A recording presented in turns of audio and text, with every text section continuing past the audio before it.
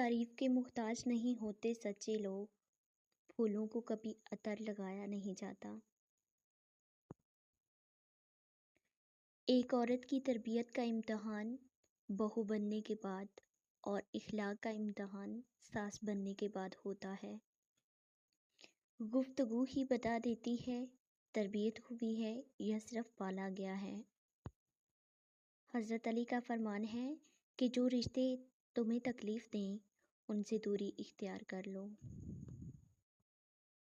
میرا کوئی کیا بگاڑے گا، میری قسمت تو اس خدا نے لکھی ہے جس کا کوئی کچھ بگاڑ نہیں سکتا۔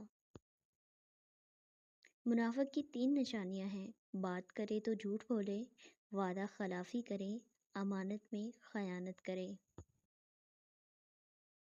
جہاں تعریف کرنی ہو وہاں بڑے بڑے چپ ہو جاتے ہیں، اور جہاں برائی کرنی ہو گونگے بھی بول پڑتے ہیں۔ رشتوں اور تعلقات کی بقا کے لیے رابطے ضروری ہوتے ہیں۔ نظر انداز کرنے سے تو اپنے ہاتھوں سے لگائے ہوئے درخت بھی سوکھ جاتے ہیں۔ سچ تو یہ ہے کہ غیر تو پھر بھی بھرم رکھ لیتے ہیں، اپنے تو صرف تماشا ہی دیکھتے ہیں۔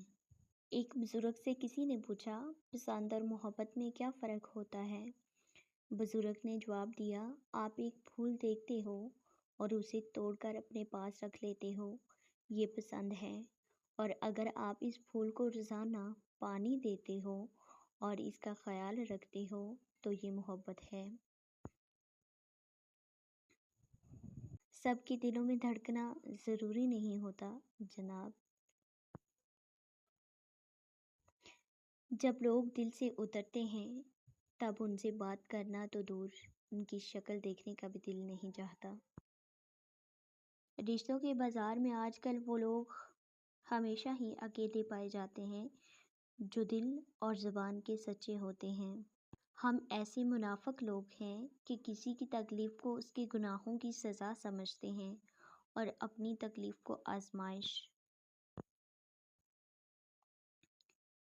فاتحہ لوگوں کے مرنے پر نہیں، احساس کے مرنے پر پڑھنی چاہیے، کیونکہ لوگ مر جائیں تو صبر آ جاتا ہے، مگر احساس مر جائے تو معاشرہ مر جاتا ہے۔ دشمن تو بہت ہیں ہمارے، لیکن وہ کہتے ہیں نا، شیر کا شکار کتوں سے نہیں ہوتا۔ لے پائے جاتے ہیں جو دل اور زبان کے سچے ہوتے ہیں۔